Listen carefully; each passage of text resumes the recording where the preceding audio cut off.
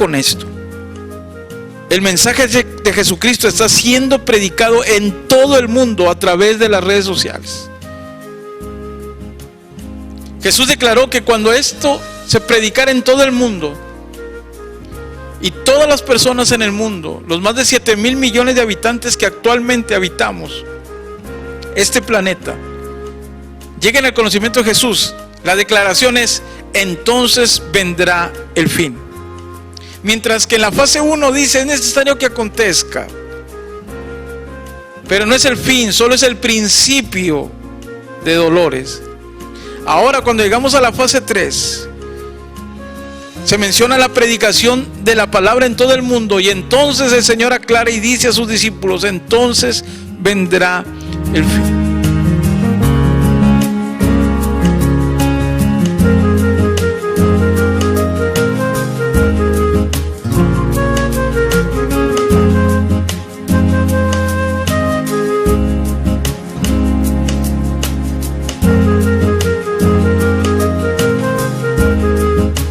Bendiciones, amada Iglesia Betel. Estamos transmitiendo ya en vivo desde la iglesia. Nuestro estudio bíblico. Es un honor llegar a cada uno de sus hogares y esperando que reciba usted la palabra del Señor este día miércoles. Agradezco a nuestro pastor la oportunidad que me da de poder dar este tema este día miércoles, este estudio bíblico. Así que yo le invito a que tome su Biblia, le invito a que le hable a su familia para que juntos escuchen la palabra del Señor, y también a una hoja, para un cuaderno, para que apunte este estudio. Hoy quiero compartir con ustedes un análisis bíblico de los últimos tiempos. Existen muchas dudas, hay mucha confusión. Varias personas me han preguntado lo mismo y me han dicho: ¿Cristo ya viene? Mi respuesta ha sido la misma: Él está muy cerca. Para dar una respuesta bíblica acertada a esta pregunta, es de suma importancia poner atención a la cronología escatológica que Jesús mismo le pronunció a sus discípulos en Mateo capítulo 24. Ahora, para comprender mejor este paso a paso que Jesús le da a sus discípulos en Mateo 24, de sucesos escatológicos, quiero utilizar el término fase, como se utiliza en la actualidad con el COVID-19, y tengo que decir que ya estamos en México en la fase número 3, y voy a utilizar este término fase para poder llevar paso a paso la escatología bíblica de Jesús de Mateo 24. Así que, sin más preámbulos, vamos a adentrarnos en este tema el día de hoy. Así que Jesús se va al monte, sale del templo, y entonces los discípulos les hacen ciertas preguntas. Así que Jesús empieza a hablarle del fin de los tiempos. Y inmediatamente Jesús menciona la fase número 1. Quiero que vayan conmigo a Mateo capítulo 24, verso del 3 al 8. Sin embargo, hoy en este momento solo voy a leer el verso número 3, así que quiero que me siga con su Biblia. Y el verso número 3 de Mateo 24 dice: y estando él sentado en el monte de los olivos, los discípulos se le acercaron aparte diciendo: dinos, ¿cuándo serán estas cosas? ¿Y qué señal habrá de tu venida y del fin del siglo? Verso 4 nada más comienza de la siguiente manera: respondiendo Jesús les dijo. Del verso número 4 al verso número 8, Jesús menciona lo que yo considero desde el punto de vista escatológico la fase número 1. Y ahí Jesús menciona ciertas cosas importantes. Número 1, habla sobre la aparición de falsos cristos. Número 2, habla de guerras y de rumores de guerras. Número 3, habla de hambres. Número 4, habla de terremotos. Número 5, habla de pestes, como el COVID-19. Y quiero hacer una acotación inmediata. La palabra pestes es la misma palabra que sugiere el Salmo 91 y que eleva el Salmo 91 a decir peste destructora, que es lo que estamos viendo en la actualidad con el COVID-19. Y quiero agregar uno más que no viene en Mateo 24, pero que Jesús también habló sobre estas catástrofes y sin duda habla de tsunamis. Lucas capítulo 21, verso 25, acompáñeme sin quitar el dedo del renglón de Mateo 24. En Lucas 21, 25 dice: entonces habrá señales en el sol, en la luna y en las estrellas, y en la tierra angustia de las gentes, confundidas, escuche esto, a causa del bramido del mar y de las olas. Sin duda Jesús estaba hablando de lo que hoy conocemos nosotros como tsunamis. Ahora, cuando Jesús termina en el verso 8, Él dice que todo esto es principio de dolores. Jesús le dice a sus discípulos, es necesario que todo esto acontezca, pero aún no es el fin. Así que Jesús le da el nombre de principio de dolores. Ahora bien, la aceleración de todos estos acontecimientos que yo he mencionado, a partir del siglo XX en nuestros días, se han acelerado de una manera impresionante. Han sido los terremotos de mayor categoría.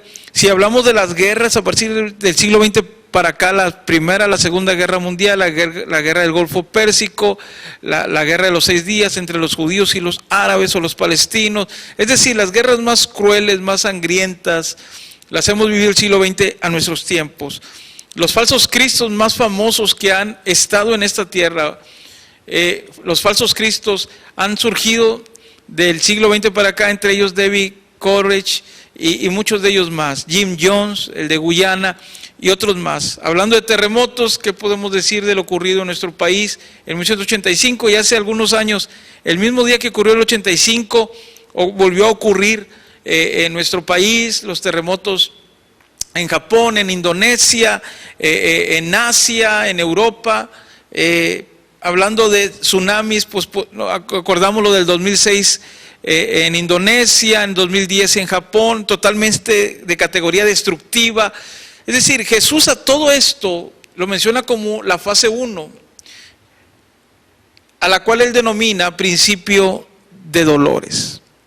Ahora, lo que estamos viviendo, sin lugar a dudas, es el arranque de la cuenta regresiva para la venida de nuestro Señor Jesucristo. Es decir, desde hace algunas décadas para acá, el reloj profético de Cristo ha comenzado a caminar para su venida. Jesús está marcando con los tiempos, con las señales, está marcando el tiempo de su regreso, y la iglesia no puede ignorar lo que estamos viendo, lo que estamos viviendo.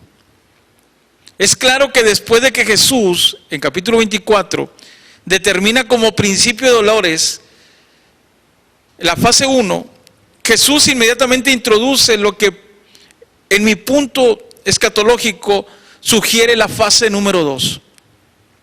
En su plática con sus discípulos menciona 2 vertientes muy interesantes. Quiero llevarlos a una conclusión intermedia.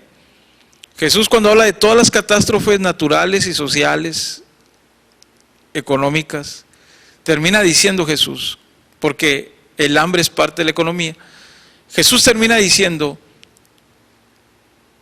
aún no es el fin. Y con eso concluye esa primera parte. Pero posteriormente Jesús sigue hablando con sus discípulos y ahora habla de 2 vertientes muy interesantes que están en el mismo contexto. Y quiero que vean conmigo a Mateo capítulo número 24, versículo 9. Regresamos a Mateo 24, 9, dice: entonces os entregarán a tribulación y os matarán y seréis aborrecidos de todas las gentes por causa de mi nombre. En la fase 2 Jesús anuncia la persecución sobre Israel, sobre los judíos. Todos traemos a nuestra mente lo sucedido en la Segunda Guerra Mundial, cuando los judíos son asesinados, masacrados por los nazis, por Hitler, y ver el holocausto, como se le llamó, de más de 6 millones de judíos muertos, y ver las imágenes escalofriantes, nos damos cuenta del odio racial hacia los judíos. Jesús ya se los había advertido.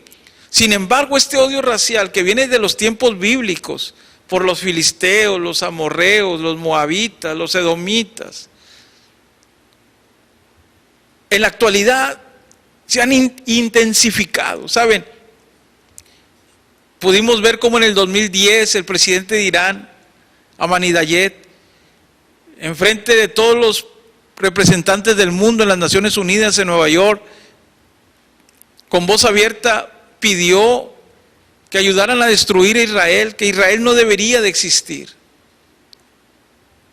Podemos ver imágenes de países palestinos boicoteando a Israel, anunciando boicots para que el mundo, en lugar de comerciar con ellos, le tengan odio. Están promoviendo el antisemitismo a todas luces.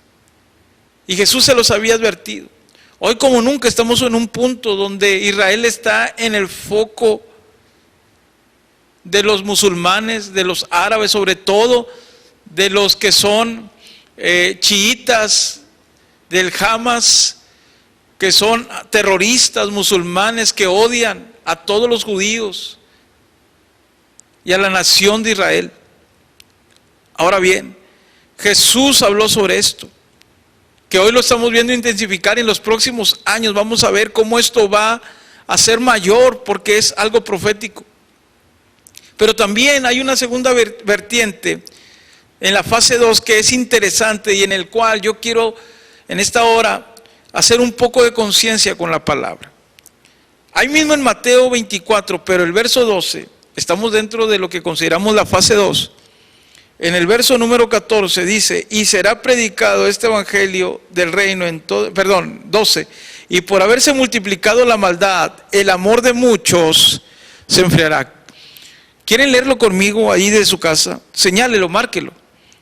Y por haberse multiplicado la maldad, el amor de muchos se va a enfriar. Y aquí, en este verso, yo quiero puntualizar dos aspectos. Número 1, el aumento de la maldad. En la fase 1 habla de cataclismos, en la fase 2 ya habla de un odio racial hacia su pueblo, pero también habla sobre el aumento de la maldad. Y hoy podemos ver cómo en nuestro mundo está aprobando leyes que van en contra de las leyes de Dios. Leyes que realmente llevan perversidad. Leyes del aborto, leyes de la convivencia de personas de ambos sexos, que van en contra de la ley de Dios. Y vemos cómo el mundo está, o los políticos hoy en día a nivel mundial están aprobando este tipo de leyes que a todas luces van en contra de lo que la palabra de Dios dice. El aumento de la maldad es parte de la fase número 2. Bien dice la palabra de Dios, hablando Jesús, que como en los días de Noé, así será la venida de Cristo. Hablando de la perversión. Y también el Señor dice que así como no pudo soportar el pecado de Sodoma y Gomorra, así tampoco va a soportar el pecado del mundo. Antes el Señor vendrá. Pero no solamente habla sobre el aumento de la maldad. Viene algo que para mí es sumamente importante, iglesia y amigo que me estás viendo en este momento o estás viendo este video. Porque esto tiene que ver con nosotros como iglesia. Y habla sobre el enfriamiento espiritual de muchos creyentes. Y esto es algo que a mí me interesa hablar y me preocupa como pastor. Es alarmante lo que estamos viviendo hoy en día. Y aunque todos ponemos nuestros ojos en el COVID, y estamos todos en casa por el COVID, y no podemos estar en la casa de Dios por el COVID-19, quiero decirles que es alarmante el hecho de no tener una vida espiritual activa en nuestros hogares. Quiero compartirles el siguiente dato de una encuesta que estuve analizando y observé por ahí. Y fue una encuesta de 3 iglesias, de diferentes países, de diferentes tamaños congregacionales. y el problema que enfrentan en las transmisiones en línea por el COVID-19. Escuchen esto. Una iglesia de 6,000 miembros o de 6,000 personas que asisten cada domingo normalmente, registran ahora en sus transmisiones en vivo un total de 1,280 personas de audiencia. Escuche bien, una iglesia que todos los domingos o cada domingo tenía una asistencia de 6,000 personas, hoy en sus transmisiones por causa del COVID solo tiene una audiencia de 1,280 personas. Una iglesia de 850 personas en otro lugar, de asistencia normal los domingos, está registrando ahora en transmisiones en vivo un total de 310 personas como audiencia. Y por último, una iglesia de 200 personas de asistencia normal por domingo registra ahora en sus transmisiones en vivo un total de 80 personas de audiencia. Es decir, está bajando mucho el que estén siguiendo la palabra del Señor. Tal vez alguien estará pensando en este momento, pastor, pero yo miro la predica o la enseñanza en repetición o en otro momento puedo hacerlo. Pero escuche bien esto, lo que le voy a decir. Los horarios que se establecen para conectarnos, todos en vivo, para alabar a Dios y oír su palabra, se le llama santa convocación. Es igual a la convocación a un servicio en una iglesia, cuando todos asistimos. Es decir, si en nuestra iglesia Betel los domingos es a las 11 de la mañana, la mayoría venimos a las 11 de la mañana y el culto por la tarde empieza a la 1 y es cuando la gente llega a la 1. Hoy estamos transmitiendo a las 2 de la tarde. Deberíamos todos conectarnos a esa hora, porque sigue siendo una santa convocación. Y les quiero recordar que el domingo es el día del Señor. Y es un día dedicado para estar listos y prestos para escuchar la palabra de Dios. El respetar ese horario establecido, para estar todos juntos conectados, se trata de disciplina y obediencia. Porque muchos creyentes dicen, bueno, se me pasó este domingo, pero el próximo domingo lo miro. O gente tal vez estará pensando, o dicen, después lo veo ya que tenga yo tiempo para verlo. Amada iglesia, quiero preguntarte, ¿qué actividades estás haciendo en el tiempo que Dios nos pide que estemos conectados en una santa convocación? Ojo, iglesia, el hecho de no poder asistir físicamente a la iglesia no significa que debemos posponer nuestra reunión virtual en el horario establecido.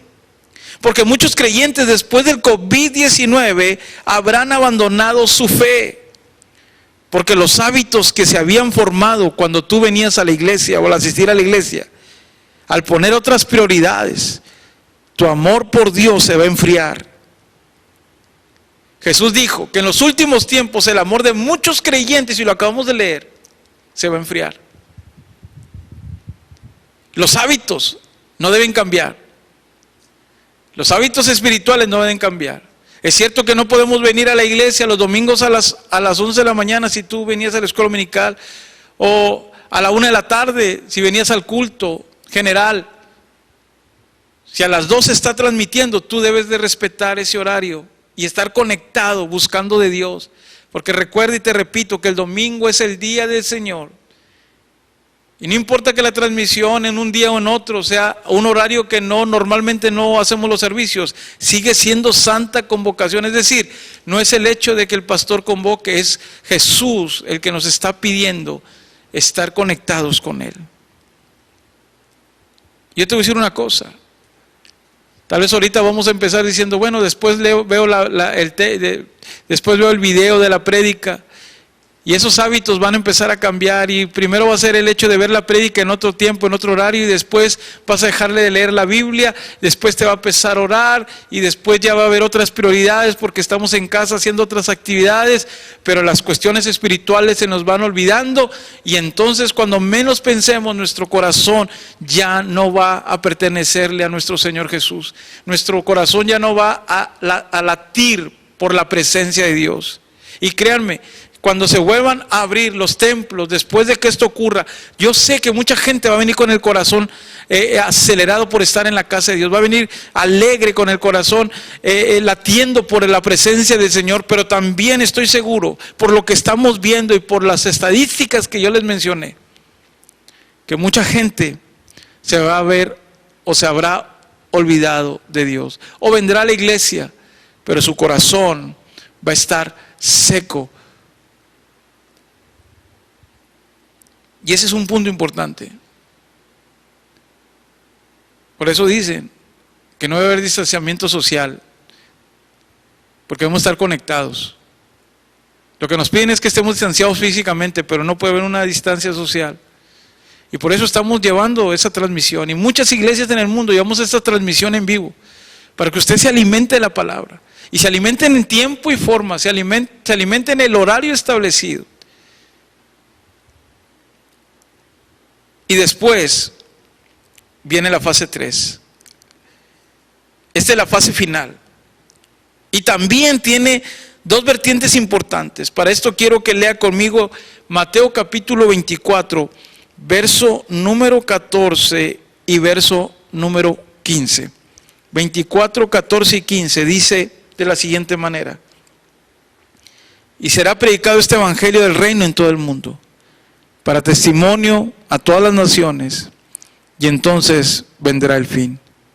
Por tanto, cuando veáis en el lugar santo la abominación desoladora de que habló el profeta Daniel, el que le entienda, entonces los que estén en Judea huyan a los montes. Ojo con esto, con lo que voy a mencionar. Yo dije hace un momento que la fase 3 también tiene dos vertientes importantes. Número 1, la predicación en todo el mundo. Hoy, como nunca, yo mencionaba el domingo, el mensaje de Jesucristo está siendo predicado en todo el mundo a través de las redes sociales.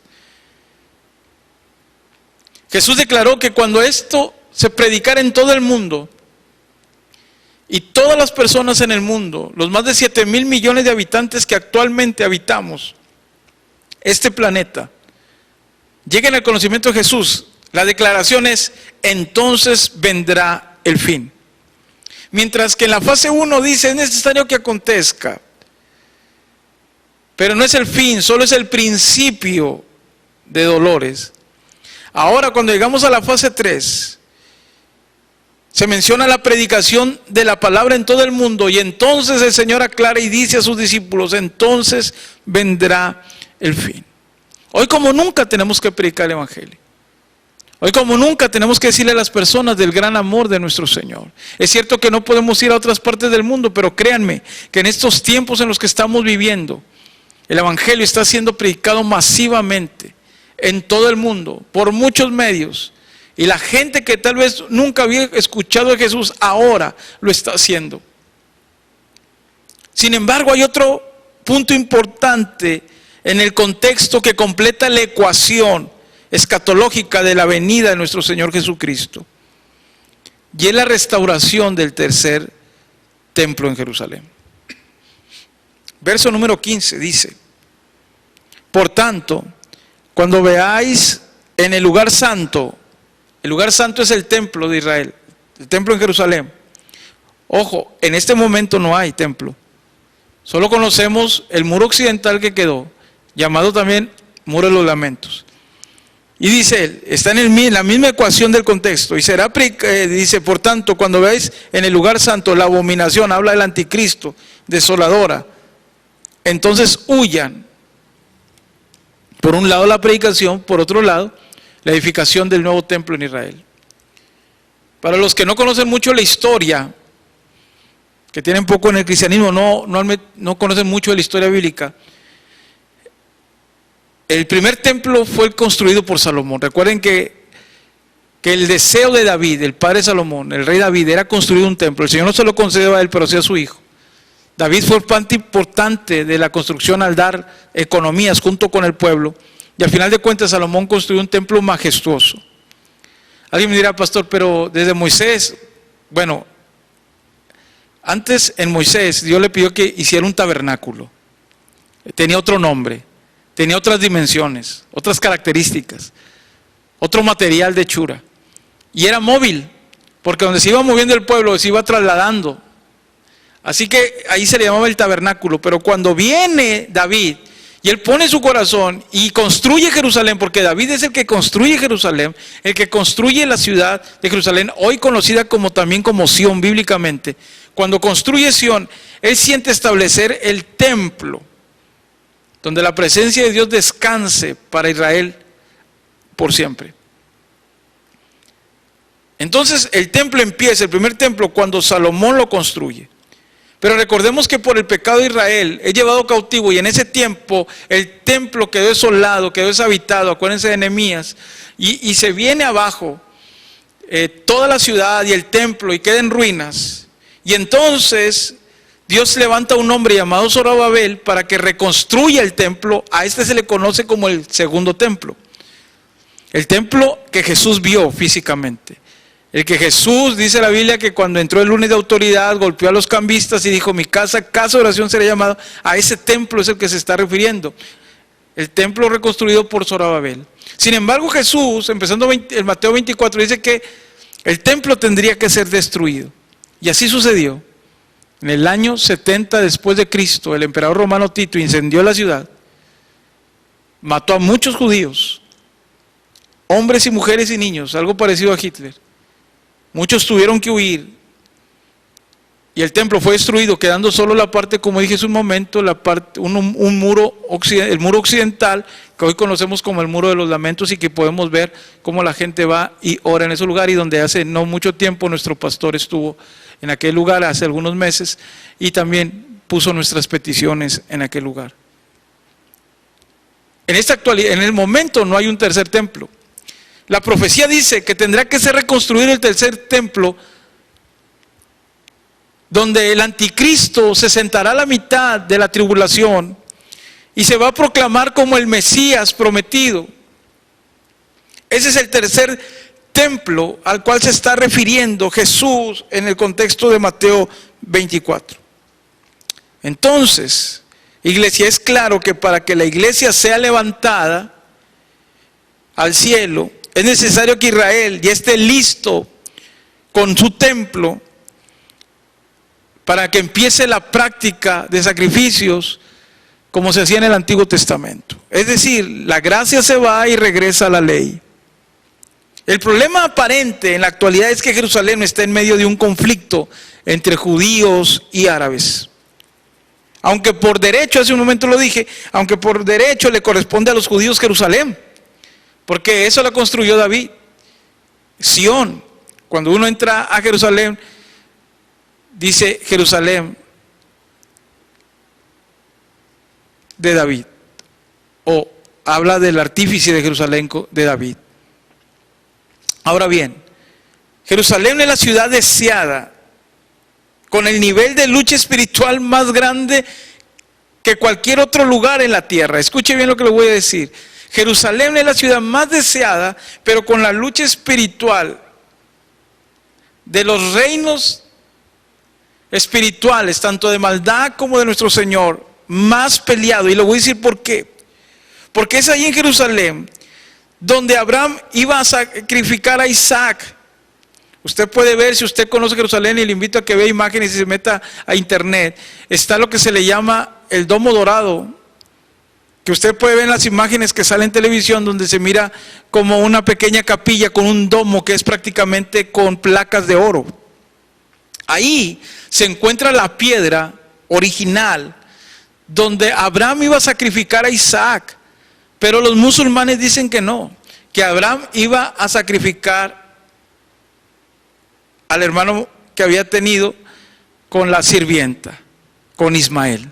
Así que Abraham iba a sacrificar a Ismael, no a Isaac. Así que esa es la disputa de terreno, el lugar, la ciudad sagrada.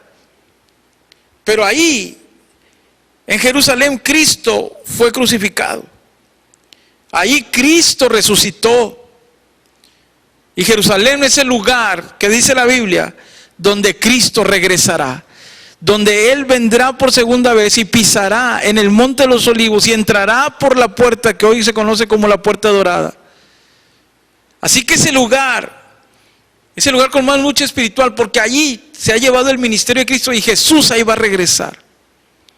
Así que desde hace muchos años ese lugar está en disputa. Los árabes no dejan que los judíos construyan su templo. Para varios escatólogos que he leído, el Salmo 83, que yo le invito a que allí en un tiempo de reflexión en su casa lo lea. El Salmo número 83 predice una guerra antes que la guerra de Armagedón entre árabes y judíos, donde los judíos van a derrotar a los árabes y tomarán el control de esa tierra, como lo profetiza Ezequiel, y continuarán o construirán lo que es el tercer templo. Iglesia, en cuestión de años, es más, tal vez menos, vamos a escuchar que Israel se está preparando para reconstruir el templo. Quiero darte algunos datos interesantes que quiero que escuches muy bien. Alguien dirá, bueno, pero tienen que tener sacerdotes, levitas. Bueno, desde hace algunas décadas atrás, Israel se dio a la tarea de buscar por genealogías a descendientes de sacerdotes y levitas. Y de hace algunas décadas para acá ya se graduaron varios sacerdotes judíos y varios levitas listos para el servicio en el templo, en el que esperan construir. La vestidura original, que es el Urim y el Tumim. Sabemos que una empresa de California empezó a fabricarlo para ellos. Para nadie es desconocido que el arca del pacto ya fue encontrada hace mucho tiempo, solo que no puede ser tocada. Recuerden que cuando alguien lo toca, que no es sacerdote, muere. Usted conoce la historia cuando David iba llevando el arca a otra ciudad y la arca se iba a caer y una persona que no era levita, era servidora, quiso tomar el arca, quiso detenerla para que no se cayera y dice la Biblia que cayó muerto. Están esperando que el templo sea construido para poder sacar el arca del pacto. Las vacas, alguien me dijo, pastor, pero las vacas que utilizaban los sumos sacerdotes para la expiación del pecado del pueblo, la expiación que a ellos como sacerdotes les tocaba, se les llamaban vacas lazanas, vacas, una especie de vaca rojiza que en los tiempos de Cristo dejaron de existir. Y todos supimos, cuando se clonó la oveja Dolly, la pregunta que hicieron fue, ¿sería Dolly la primer clonación? Años después nos dimos cuenta que los judíos, antes que la oveja Dolly fuera clonada, los judíos ya habían clonado cerca de 12 vacas lazanas. Ahorita usted puede ver y consultar fotos donde Israel tiene gran ganado de vacas lazanas listas especiales para ser sacrificadas. Es decir, todas las cosas ya están listas, todas las cosas que tienen que ver con el servicio del templo judío ya están listos. Solo le falta la construcción del templo, y créanme que en los próximos años o próximos meses, yo no lo sé, el tiempo no lo sé, usted va a escuchar de que Israel está listo para construir su templo. Y cuando esto ocurra, la gracia se va, si no es que se va antes que esto ocurra. Iglesia, después del COVID-19, nada, en todos los sentidos se lo digo, nada volverá a ser igual. De hecho, el COVID-19 no será la última pandemia que existe y paralice al mundo. Vendrán otras y peores.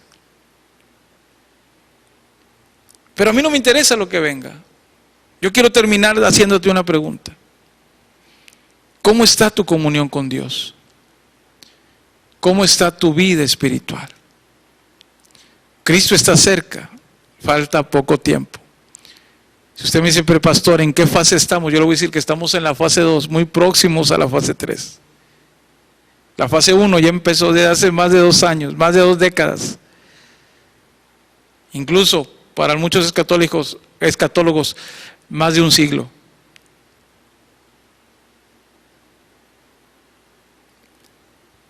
Y el saber que tal vez falta un poco de tiempo no debe de relajarnos espiritualmente.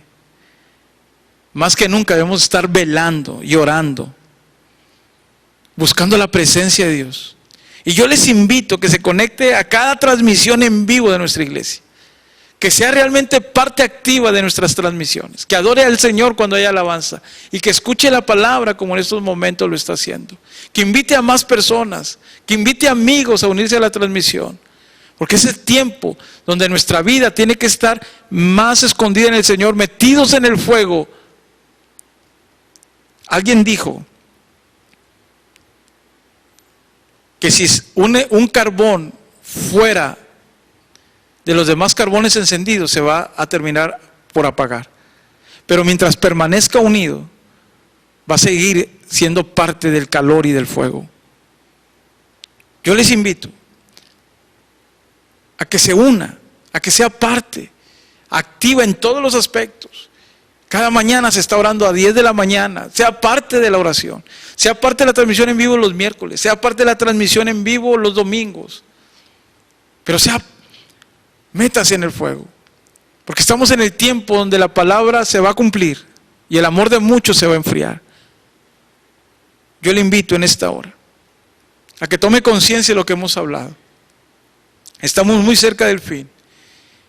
Asegúrese que su nombre esté en el libro de la vida y no suelte a Dios por ningún motivo. No tome otras prioridades. La prioridad debe ser nuestro Señor. Así que yo le invito en esta hora a que usted cierre sus ojos un momento y le diga: Señor, ayúdame. Muchos estamos esperando, escuche esto, que termine la contingencia. Y tal vez la contingencia pueda terminar el 1 de junio o en julio, tal vez agosto. Otros han dicho que hasta septiembre, no importa. Pero cuando todo esto termine, el mundo no volverá a ser el mismo. Lo que debe seguir siendo lo mismo es nuestra conexión con Dios. Eso no debe cambiar. Y tenemos que tomarnos de la mano del Señor y decirle: Señor, yo quiero estar listo para cuando tú vengas. Yo no quiero que nada me tome por sorpresa. Cuando tú vengas y se oiga esa trompeta, yo quiero ser arrebatado por ti y verte cara a cara en un abrir y cerrar de ojos. Señor, yo te pido en esta hora, por cada familia de Betel, por cada miembro de nuestra iglesia, pero también te pido por aquellas personas que nos están viendo, que no pertenecen a nuestra iglesia, pero están conectadas o mirarán este video. Yo te pido, Señor, que en estos tiempos no perdamos de vista lo más importante que eres tú. No perdamos de vista el mirarte, Señor, a ti que eres el autor y consumador de nuestra fe. No permitas, Señor, que nos relajemos espiritualmente pensando que todo está bien. Hoy más que nunca tenemos que estar buscándote. Tenemos que estar como familia, Señor, acercándonos a tu presencia. Tú vienes pronto. En los próximos días, meses, años vendrán noticias que van avalando, Señor, la escatología bíblica de tu venida, y queremos estar listos. Te pido, Señor, que si alguien quiere renovar votos contigo, tome su corazón en el nombre de Jesús. Y si tú quieres buscar a Jesús y quieres recibirlo, di conmigo ahí donde tú te encuentras: Señor Jesús, te recibo en mi corazón. Te acepto como mi Señor y Salvador.